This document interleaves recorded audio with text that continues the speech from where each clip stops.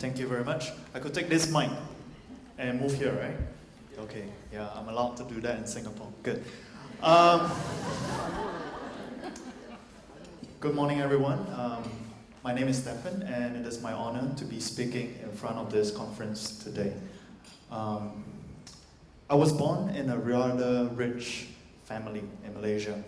I remember we had a garden that was pretty big, and you could run as far as you can. You can throw a ball, and the garden wouldn't end. My family business was in textiles and plantations, and my dad told me that the plantations then were bigger than Singapore. So I thought, okay. Before I turned 3, my family business lost everything. My parents, my uncles went into bankruptcy, but I never really felt poor. My parents kept a very positive outlook, but we always had this profound sense of limited choices and also being on the other side of the society. Today, I'm a photographer working in commercial and editorial genres, and I travel around the world to photograph stories of varying latitudes. Back in 2010, together with my wife, who's actually trained in economics, we wanted to talk about poverty using a visual project that is objective, that is interesting, and possibly thought-provoking. And we wanted to answer this question: what does it mean to be poor?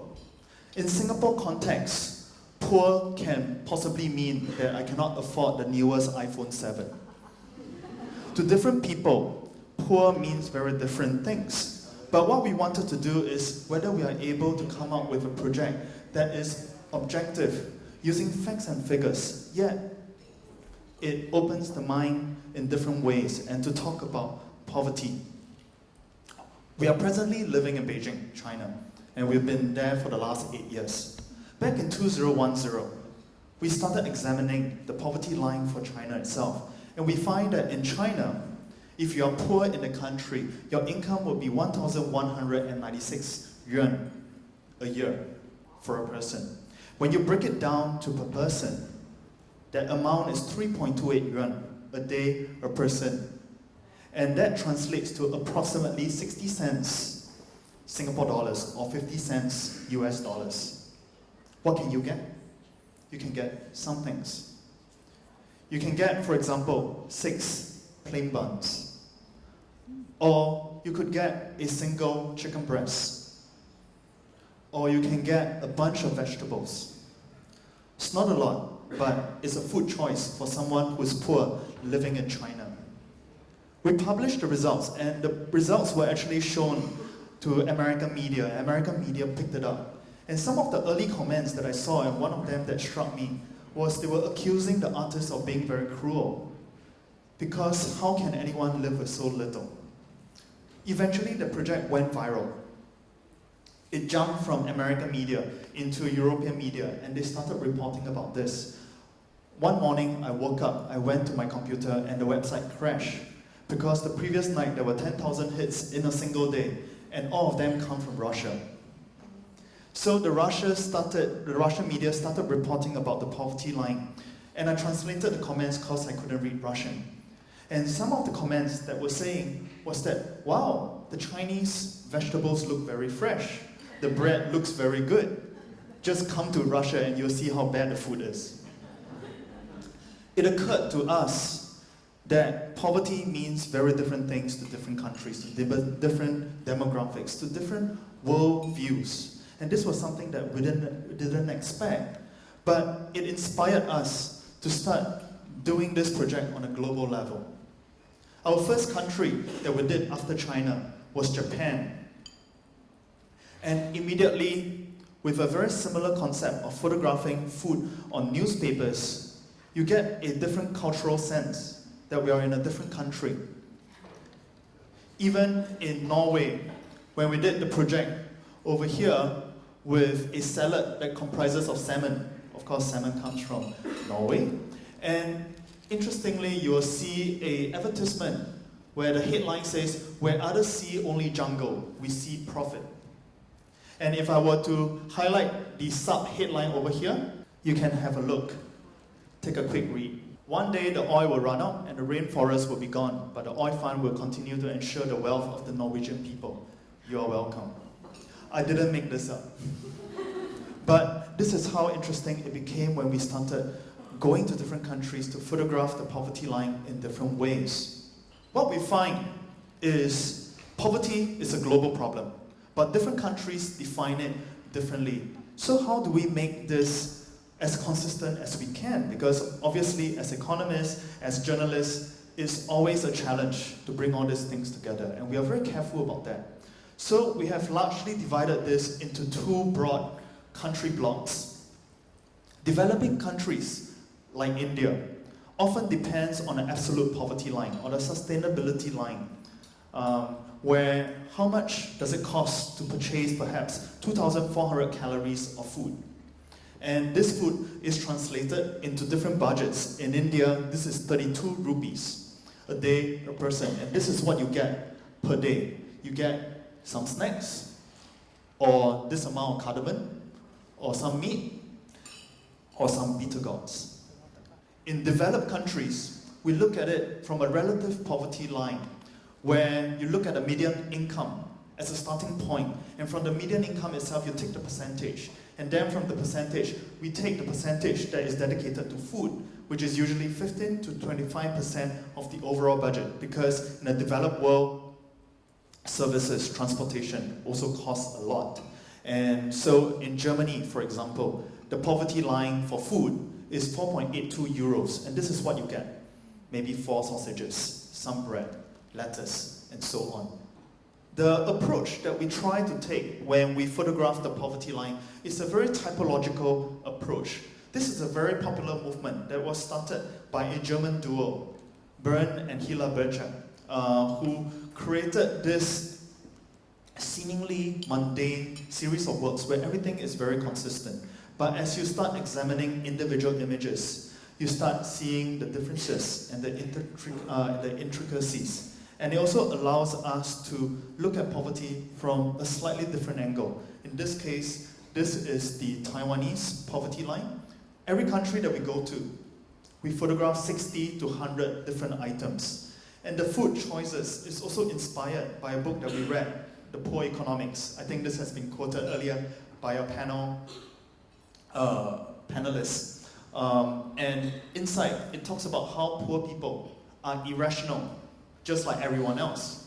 Is that when you have an increase in income, you actually spend it on better calories, not necessarily more calories. So because of that, we actually photograph a wide spectrum of local foods that's found in the country itself. And along the course of our work, as we go into different countries, we find that what we learn from the statistics and what we see on the ground have different lessons. When we did the project in America, back in 2011, we find that apart from the poverty line, which is $4.91 US, the poverty rate at that point was 15.1%. 46 million people in America were defined as poor. And this is actually the highest proportion of people who is considered poor in 50 years. Even in Hong Kong, when we started doing this project, people will look at this and say, well, actually the Hong Kongers are quite fine, you know, they get a lot of food for what the poor has. And indeed, the amount is not low, it's 44 Hong Kong dollars, or nearly 9 Singapore dollars. But what we also realized, in the background of the newspapers, the project was actually shot a day after one of the largest protests in Hong Kong up to that point, where 220,000 people went on the streets back in 2011. And of course, we realized at that point that the poverty line does not just look at absolute poverty. It also looks at rising inequality or the rising unfairness, and therefore perhaps even document the trajectory of the Brexit, the Occupy Wall Street, and eventually this accumulating into Occupy Central Hong Kong for a few months. And one of the other things that we learned, one of the misconceptions, is that we believe that inflation is a linear curve where food will just get increasingly expensive as time goes by. When we were in Vietnam photographing the poverty line, I spoke to the vegetable sellers. And one of the stories that I really remember very well is that I asked her, how has prices of food changed over the last 5 years? And then she said, oh, it has dropped. I'm like, huh, why? And then she said, oh, because of the China imports. And so China has been very aggressive in importing agricultural goods into Vietnam, driving prices down. In the short term, the consumers win. But over long term, I wonder what will happen to the farmers in Vietnam, as well as other countries, because I don't know whether this is necessarily a good thing. Why is the poverty line important? I think when we started doing this project, I remember back in 2010 when I was given the figure of China's, which is 3.28 yuan. I remember telling myself, this is quite a ridiculous low amount. One of my favorite places that I go to frequently is Starbucks. And I'll often buy my coffee there. A Starbucks coffee costs about 20 yuan at a time, which is almost a week's budget. For someone who's poor in China, just think about it. A cup of coffee equivalent to a week's budget worth of food for someone who's poor. I believe I may belong to a middle class because I can afford Starbucks. And I forget what it means to be living at the poor. And I think for the poverty line itself, it reminds us the choices that poor people will face. I remember doing this project even among the informed. I was staying with a friend who's a Reuters photographer in Mumbai. When I told him that we were working on the poverty line in India, and the budget is 32 rupees, his first comment is, oh, you can't get anything with that. You can. You can get 5 kilos of potatoes. You can get quite a bit of onions. You can get bread. You can't go out and eat well. You can't buy something that has been processed. That would be rather expensive. But it connects us back to what it means to be poor. And it doesn't matter whether you're a billionaire, a white-collar worker, or a construction worker. Every day you encounter food. And the poverty line uses the most common denominator, food, to suggest the inequality of what the poor would face. We have been privileged to be highlighted by some of the major newspapers and organizations to help promote this body of work itself.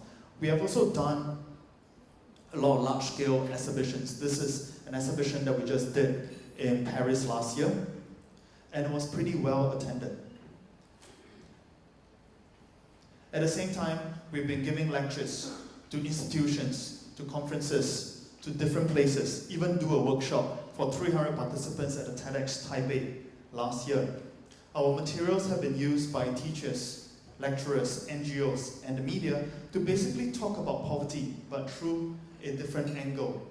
And for that, we are grateful. The work is also in the permanent collection of the Chicago Museum of Contemporary Photography, as well as the Kafa Museum in Beijing. Today, we have started this project 6 years ago, and we have covered 29 countries across 6 continents. And we physically go to each country to photograph this project. Our latest country is Myanmar, a country that has just recently opened their borders to the world economy. And this was actually just done about 3 weeks ago.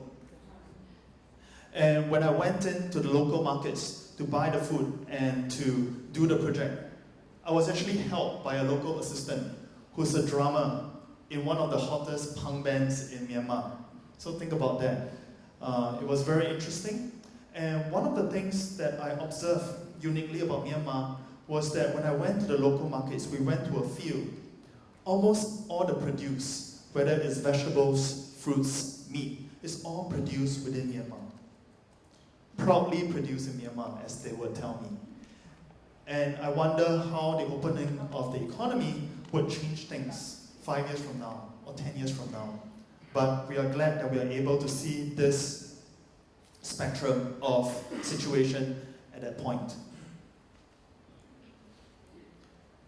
At this point of time, the project itself is completely self-funded by me and Hui Yi. Why do we do this? I'm a photographer and I had my start in news photography. And I think I had a dream of educating people. I also see that there's a rising challenge where we live today in a news cycle that's increasingly very fast. It's increasingly what is important today becomes less relevant tomorrow. How do you create a work that stays relevant and perhaps important tomorrow? And for us, the poverty line is a project that's almost disguised as art, but shrouded and entrenched with factual facts, talking about the problems that we live with today. We are constantly looking for researchers and platforms to work with, and we are very glad to be here. So, thank you very much.